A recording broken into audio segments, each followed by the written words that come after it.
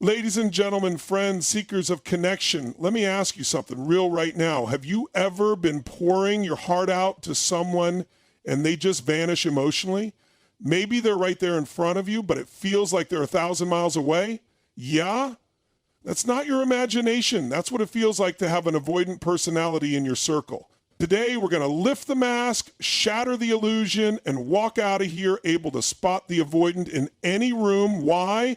Because you deserve deep, authentic, soul-level connections, not surface-level relationships built on ghosting, mixed signals, and radio silence. Let's go. Absolutely. Here's an expanded version of Key Point 1 from the speech with a powerful, flowing delivery and a tone that captures the energy and clarity you'd expect from a live stage motivational speaker. You ever try to open up to someone? Really open up. And the moment your words start to get even a little bit emotional, the air shifts. Suddenly, they're checking their phone. They're cracking a joke. They're saying, wow, this got deep real fast. Or they hit you with the good old, can we not do this right now? That's not just someone who's bad at communication. That's someone strategically dodging intimacy. That's an avoidant at work. Avoidants don't just dislike deep conversations, they treat them like emotional landmines. Every time you bring up your feelings, whether it's hurt, joy, fear, or even love, it's like they hear sirens. Their survival brain kicks in. Their number one instinct? Escape. Disengage, retreat, and they'll do it with expert level skill. They might change the topic, shift to sarcasm, or steer the focus back onto you so fast you forget what you were saying in the first place. This isn't about them being heartless, let's be clear. It's about them being wired to equate vulnerability with danger. Somewhere along the way, through childhood, past trauma, or just years of conditioning, they learned that emotions are unsafe. That if they let someone get too close, they'll lose control. So now when someone shows up with emotional depth, they flinch, they run, or worse, they shut down behind a fake smile and say, I'm fine. Here's the part most people miss. You might think, oh, maybe I said too much, or maybe I came on too strong.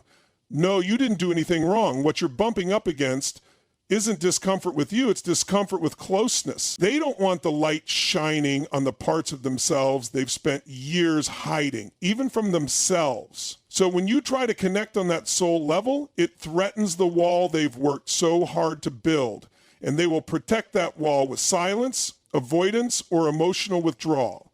When someone consistently shuts down deep conversations, it's not a communication issue, it's a pattern. And once you recognize it, you stop blaming yourself for being too much, and you start realizing that maybe, just maybe, they were never ready for the kind of realness you bring to the table. You ever notice how certain friends seem to disappear the moment things actually matter? Like they're totally down for casual hangouts, random texts, or surface-level banter, but when something important happens in your life, when you really need someone to show up, they vanish into thin air. That's not coincidence. That's a pattern. That's avoidant behavior playing out in real time. Avoidants have a complicated relationship with presence. When everything is light, fun, and easy, they're right there. They can even seem charming, engaged, and interested. But the second there's an emotional demand, any sense of obligation, commitment, or depth, they flake. Plans fall through. Texts get ignored, calls go unanswered. And what's wild is it's not always loud or dramatic. Sometimes it's subtle. Sometimes it's a slow fade, but it always happens right when it matters most. They're not vanishing because your needs are too heavy. They're vanishing because your needs require them to be emotionally present. And emotional presence feels overwhelming to someone who equates intimacy with losing control. When you say, hey, I could use some support, or this is really important to me, their inner alarm system starts blaring. Being needed makes them feel trapped, like they're being pulled into something they can't escape from. So instead of facing it, they do the only thing that feels safe, they disappear. And here's where it gets confusing, because they'll often come back, not with an apology, not with self-awareness, but with some light, casual interaction, like nothing happened. They'll react to your Instagram story. They'll send a meme. They'll talk about a movie like they didn't just emotionally bail on you. And if you bring it up, they'll say you're being dramatic, or worse, they'll pretend they didn't even notice there was a disconnect. That's not forgetfulness. That's avoidance in action. You start to feel like you're the one being too needy, like maybe you expected too much. But let me tell you something. Expecting your friend to show up when it counts is not asking too much. That's the bare minimum for any real relationship. Avoidants flake, not because you're heavy, but because they never learned how to carry weight that wasn't their own. And if they're not willing to learn, you have to decide how many times you're willing to feel abandoned by someone who's supposed to be there. You know that friend who's always calm, always chill, always acting like nothing ever gets to them? The one who seems emotionally untouchable, like they've got it all figured out because they never overreact, never open up, and never ever let you see what's really going on inside. That's not emotional strength. That's not maturity. That's emotional avoidance wrapped in a cool, collected package. It's someone who's mastered the art of staying just far enough away from real connection to avoid being seen. Avoidants don't typically explode or cry or get messy. That's too vulnerable. Instead, they freeze, they detach. They regulate everything to stay in a zone that feels safe. And for them, safe means distant. You'll hear them say things like, I don't get emotional, or it's not that deep, or I'm just not like that. But that's not who they are. That's who they've trained themselves to be. Because being expressive, being raw, being emotionally honest, that opens the door to rejection, disappointment, and loss of control. And they don't want any part of that. So they keep it cool. Too cool. They avoid saying, I miss you, even when they do. They withhold compliments, affection, and emotional feedback. They play it all off like it's no big deal, like they're unfazed. But underneath that calm exterior is usually a storm they've locked up tight. They may feel deeply, but they've spent so long repressing it that even they don't know what to do with those feelings when they show up. So instead, they detach from them and from you. And this cool persona might even be what attracted you to them in the first place. There's something intriguing about someone who seems unbothered by the chaos around them. It feels like confidence, but over time it starts to feel hollow. You realize you can't tell if they care about you. You don't know where you stand. You feel alone, even when they're right next to you, because cool without connection is cold. And when every conversation bounces off their emotional armor, it doesn't matter how present they are physically, they're not there with you. People who wear emotional distance like a badge of honor often carry wounds they've never addressed. They didn't choose to be disconnected. They learned to be. And until they unlearn that, they'll keep showing up with the lights on and no one home. There's a certain kind of person who wears independence like a crown. They're proud of how little they need from others. They'll tell you they're better off alone, that they don't rely on anyone, that they've got it all handled. And on the surface, that can look powerful. It can even seem admirable. Who doesn't want to be self-sufficient, right? But when you look a little deeper, you start to see the cracks. Because what they're calling independence is often just a carefully constructed wall built out of fear, trauma, and years of self-protection. Avoidants will cling to their independence not just as a lifestyle, but as an identity. It's their way of controlling the uncontrollable, relationships, emotions, expectations. If they never ask for help, they can't be disappointed. If they never let anyone in, they can't get hurt. That I got this energy they give off, it's not coming from a place of emotional security. It's coming from a place of emotional survival. They're not operating from trust. They're operating from fear of needing someone and being let down. So when you're in a friendship or a relationship with someone like this, what happens? You feel shut out. You want to be there for them. You offer your support. You show up consistently, and they keep you at arm's length. They downplay their problems, they laugh off their pain, they act like they never need a shoulder, and eventually you stop offering, not because you don't care, but because you're tired of being gently or not so gently pushed away. What's tricky is that they're often the first to say things like, I just need space, or I don't do drama, or I don't like relying on people. But what they really mean is, I don't know how to feel safe depending on someone else. Their version of independence is rooted in avoidance of intimacy, not mastery of it.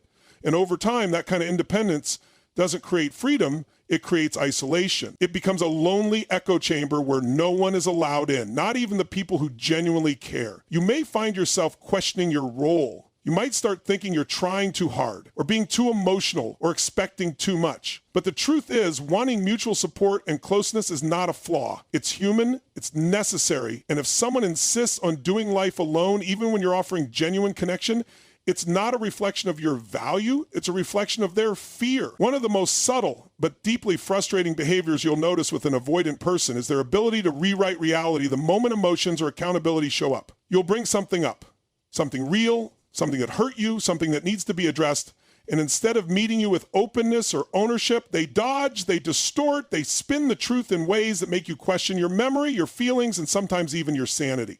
Avoidants are not typically out to manipulate. That's important to understand. What they're doing isn't calculated in a malicious way, it's protective. They rewrite situations because accepting reality as it is would force them to confront uncomfortable truths. And one of the most uncomfortable truths for them is that their behavior has emotional impact on others. So they shift the narrative. You say, I felt hurt when you didn't show up, and they respond with, I never said I would, or you're overreacting. They dismiss not just the facts, but the feeling behind them.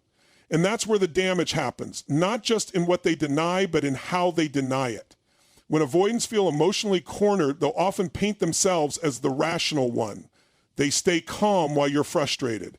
They stick to logic while you're expressing emotion. And before you know it, the conversation isn't about what they did, it's about how you're handling it. You go in trying to resolve something and leave feeling like the problem is you. That's the trap. That's how avoidance turns into emotional gaslighting. Whether they intend to or not, they make you doubt the reality you experienced. This self-preservation tactic allows them to avoid not only the conversation, but the consequences. Because if they never acknowledge the issue, they don't have to fix it. They don't have to look inward. They don't have to stretch into vulnerability or growth. It's easier to minimize the problem than to take ownership of the part they played in it. And over time, this erodes trust. Because how do you build anything real with someone who refuses to face the truth? Especially when the truth involves your feelings. You begin to feel unheard, misunderstood. You start rehearsing every word before you say it, afraid it'll be twisted. You walk on eggshells, hoping this time they'll really hear you. But they won't, not until they're ready to stop rewriting reality and start engaging with it. And until that day comes, you'll always feel like you're fighting a battle they won't even admit exists. So now that we've peeled back the layers, called out the patterns, named the behaviors, what do we do with it? Awareness is the first step, but it's not the final one. Recognizing an avoidant in your friend group isn't about judgment, it's about clarity. It's about understanding who's actually available to build real connection with you.